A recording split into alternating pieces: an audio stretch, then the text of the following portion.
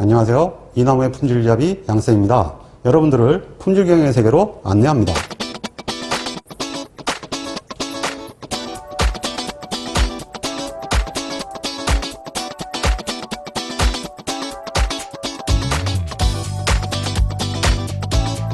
제2장은 품질 보증에 꽂힌 샘플링 검사의 개요입니다.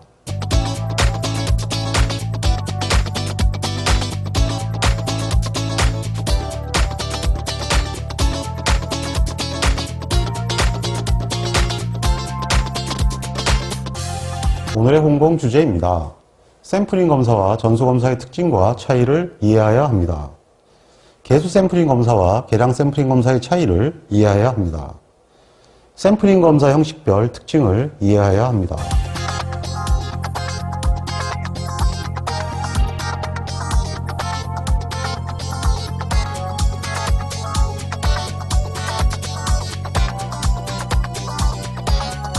제2장의 첫 번째 주제는 샘플링 검사와 전수 검사의 비교로부터 시작합니다.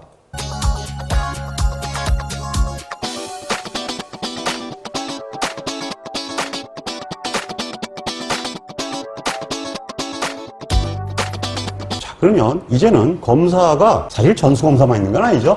네, 검사 방식에서 거의 절대 다수가 샘플링 검사입니다. 그러면 이번에는 무검사와 전수검사의 관계는 알아봤으니까 실제 검사를 전수검사를 할 것이냐 샘플링 검사를 할 것이냐 하는 것이 이제 문제가 될 건데요. 그 차이를 본격적으로 알아보도록 하겠습니다. 먼저 무조건 전수검사를 해야 되는 경우입니다.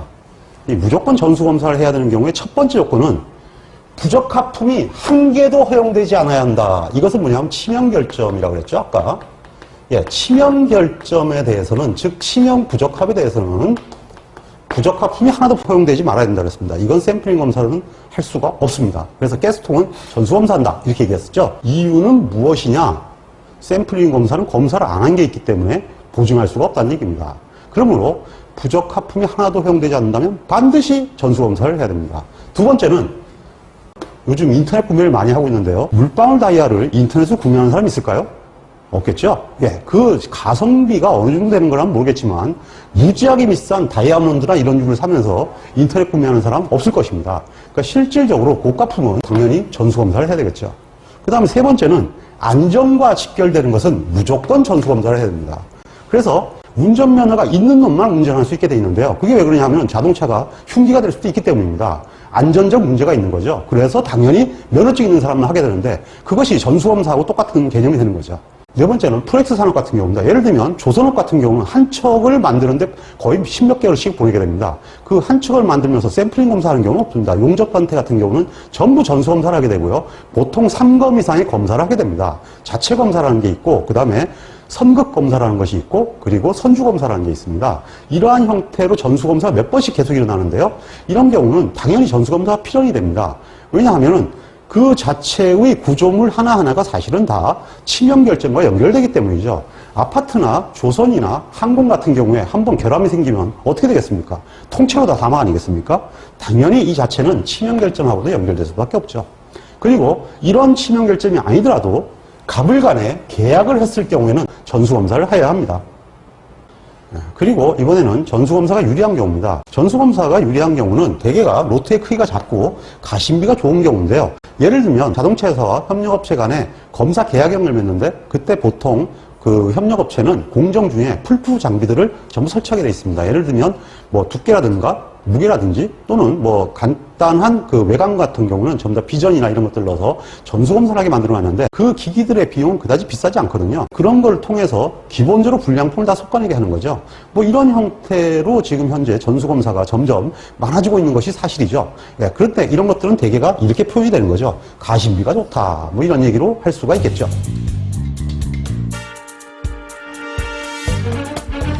이번에는 하늘이 두 쪽 나도 샘플링 검사를 해야 되는 경우입니다. 하늘이 두 쪽 나도 샘플링 검사를 해야 되는 경우는 파괴 검사입니다. 때려 부셔야 되는 것을 전수 검사할 수는 없죠. 팔 게 하나도 없어지기 때문입니다. 그 다음에 두 번째는 액체나 분체는 도저히 전수 검사를 할 수가 없죠. 이건 당연히 일부 검사를 할 수밖에 없습니다. 즉 전수 검사가 불가능하다면 할 수 없을 것이다 하는 거죠.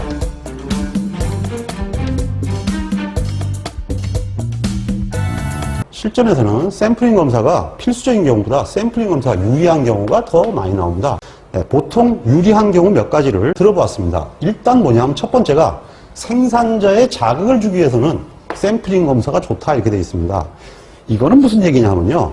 예를 들면 생산자가 분량이 높다고 합시다. 그러면 전수검사를 한다는 얘기는 양품과 분량을 선별해서 분량만 빠꾸로 시킨다는 얘기가 됩니다. 그러면 일단은 양품만큼은 쓰죠.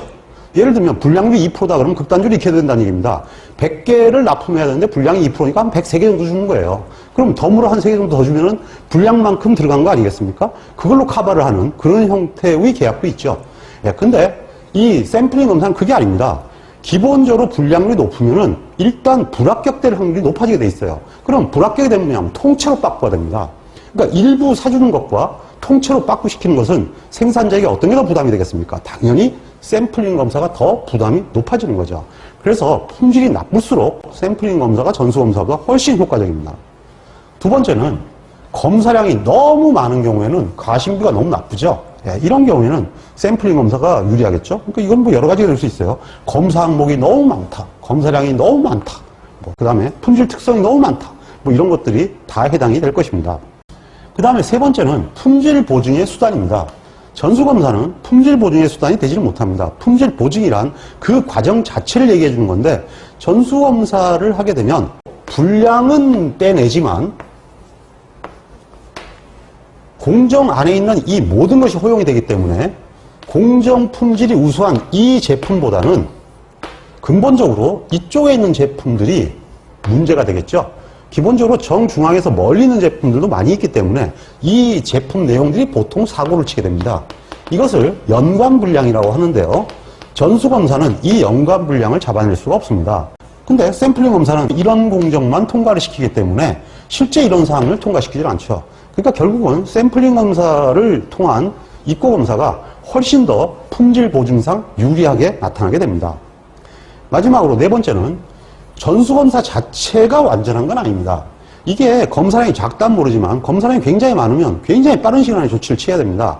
그러다 보면 실제 실수를 할 수 있는 확률이 높아지기 때문에 전문 인력을 육성시켜서 하는 샘플링 검사보다 오히려 비효율적일 수도 있죠. 그래서 이러한 얘기도 있습니다. 불완전한 전수검사에 비해 신뢰성 높은 결과를 얻고자 할 때 뭐 이런 식으로 되어 있는데요. 대개 이러한 형태의 질문은 2차 시험에서도 왕왕 출제가 되고요. 물론 필기시험에서도 상당히 자주 출제가 됩니다. 그래서 기출문제를 통해서 학습을 반드시 해두시기 바랍니다.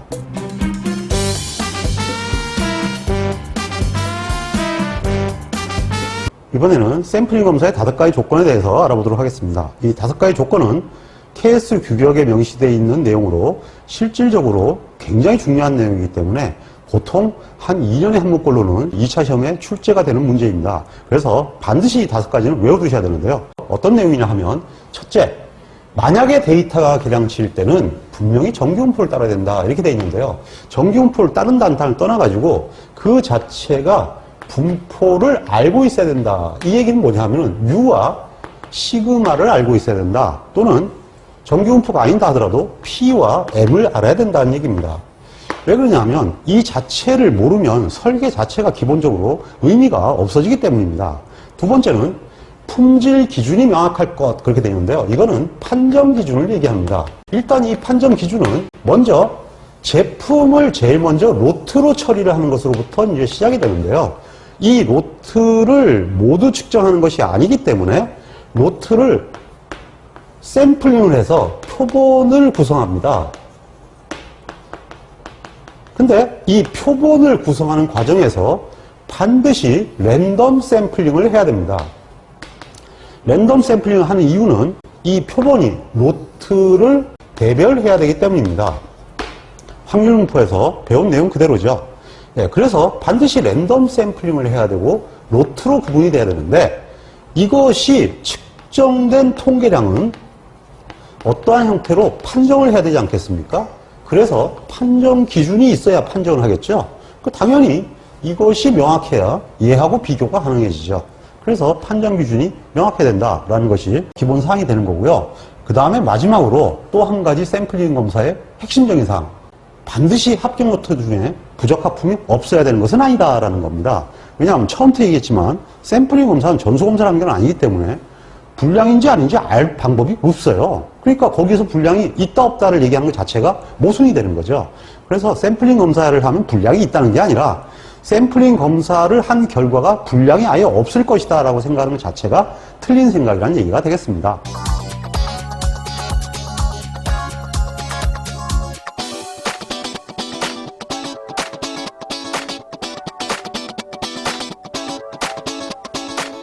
두 번째 테마는 개수치 샘플링 검사와 계량치 샘플링 검사의 비교입니다.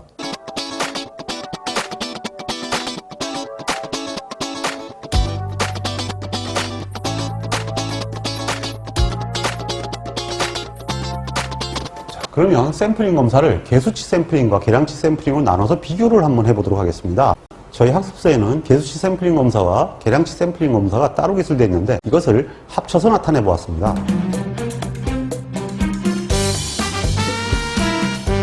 합쳐놓으니까 비교하기 쉽죠?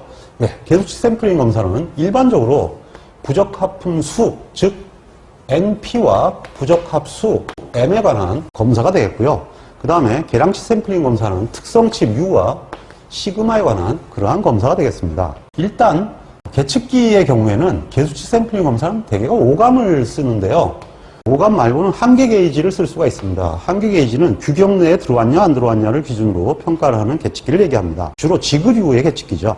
그리고 계량치 검사는 계측기가 있는 경우가 전부 다입니다. 이게 도량형을 뜻하거든요. 그러니까 당연히 계측기가 있어야겠죠. 근데 그 계측기가 복잡하거나 굉장히 비싼 경우도 많습니다. 그러다 보니까 훈련이 이거는 쉽겠지만 상대적으로 이거는 굉장히 어렵죠.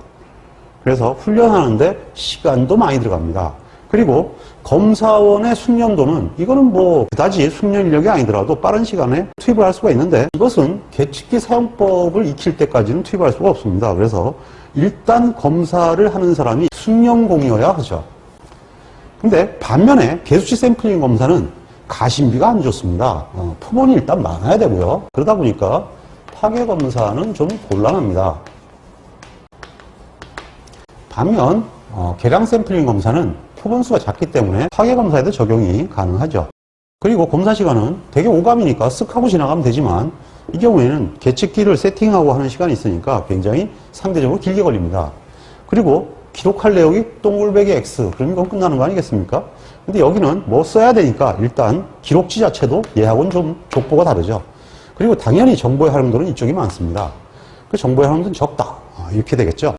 근데 이러다 보니까 지금 학습하는 분들이 오해를 해요. 샘플링 검사가 계량치 검사는 좋고 개수치 검사는 나쁘다 이렇게 얘기를 하는데요.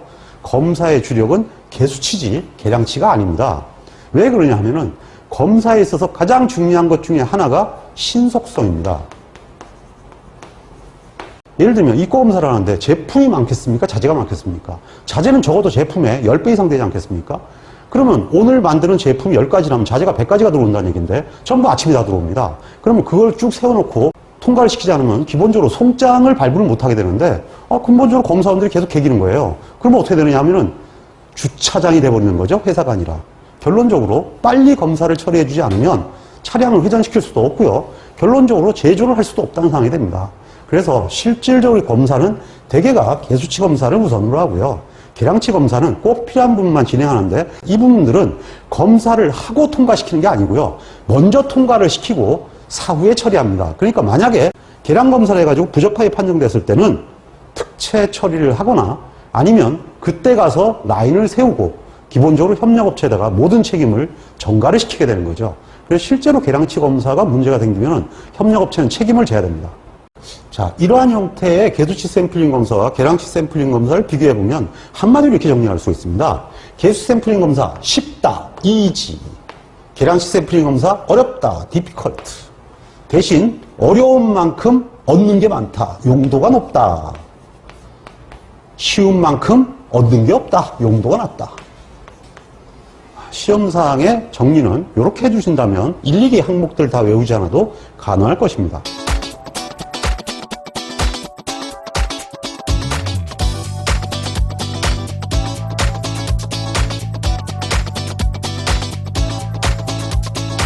샘플링 검사의 세 번째 테마는 샘플링 검사의 형식에 관한 사항입니다.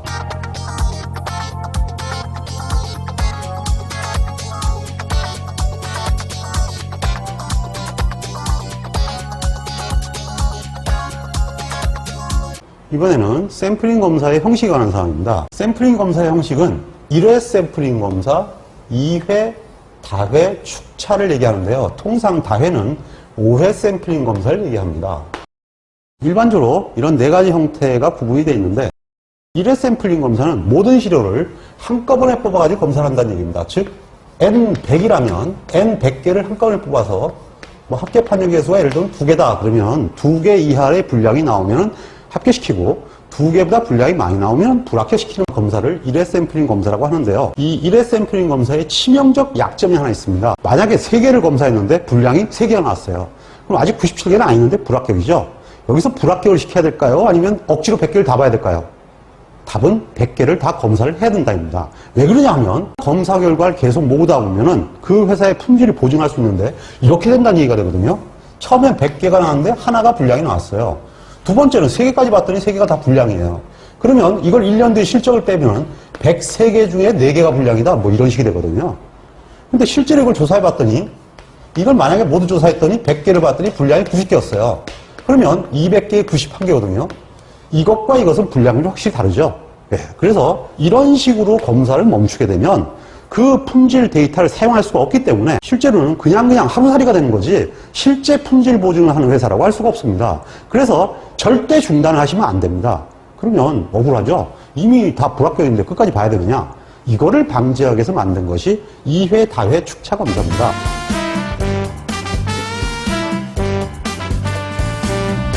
그러면 2회 샘플링 검사의 개념을 보도록 하겠습니다. 1회에는 100개 2개를 해야 된다 그랬어요. 그럼 2회라는 얘기는 무슨 얘기냐면요. 먼저 50개만 검사를 하는 겁니다.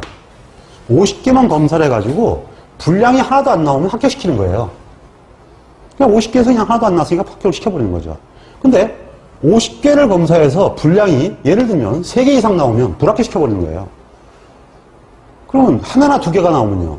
그러니까 하나 또는 2개가 나왔는 경우만 50개를 추가로 뽑는 거예요. 그래서 여기서 다시 분량이 나올 거 아닙니까? 그러면 X1과 X2를 합쳐서 2개보다 많으면 불합격을 시키고요. X1과 X2를 합쳐서 2개보다 같거나 작으면 노트를 합격을 시켜버리는 겁니다. 이렇게 샘플을 반반 치킨으로 나눠가지고 하는 것을 2회 샘플링이라고 합니다. 다이어트 샘플링은요. 5개로 나누는 거죠. 축차 샘플링은요. 1개씩 나눈 거예요. 그러면은 검사량은 굉장히 줄일 수 있겠죠.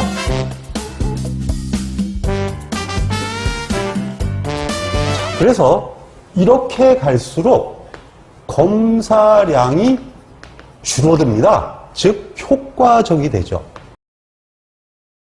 그런데 헷갈리지 않겠습니까? 한 방에 다 뽑아서 하는 거하고 2번 나눠서 이랬다 저랬다 아까 봐도 벌써 머리 아프죠. 다회 같으면 5번 그래야 돼요. 축차 같으면 할 때마다 그렇게 해야 돼요. 얼마나 귀찮겠습니까? 더럽게 열받는다, 힘들다 이렇게 되는 거죠.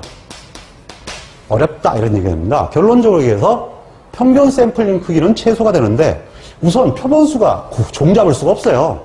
계속 50개 뽑았다 100개 뽑았다 50개 뽑았다 100개 뽑았다 이렇게 가는 거니까 몇 개가 될지 모르죠. 검사 시간이 계속 변할 수가 있고요. 다만 비용은 줄어든다. 그렇지만 기록은 힘들어진다.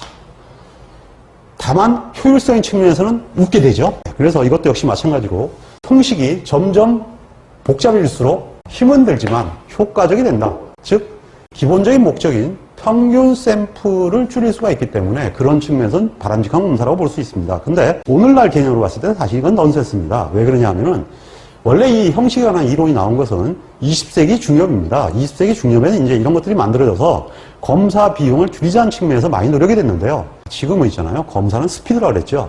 일로 갈수록 검사하는 대응 능력이 떨어집니다. 그래서 기본적으로 이런 방식은 맞지 않고요.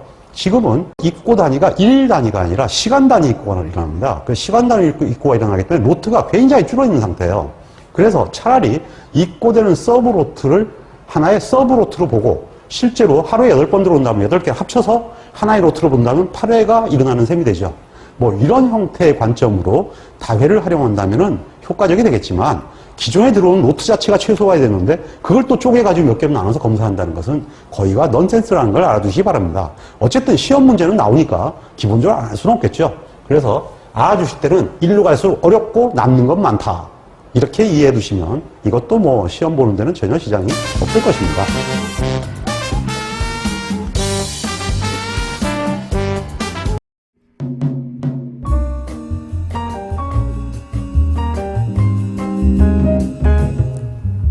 품질을 개선하는 것은 우리에게 매우 중요한 과제입니다.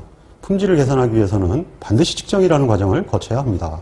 측정할 수 없으면 개선할 수 없기 때문입니다. 우리는 통계적 품질 관리를 통하여 측정 기술을 배우고 있습니다. 끝까지 학습하셔서 훌륭한 품질 엔지니어가 되시기를 기원합니다. 홍콩 파이팅!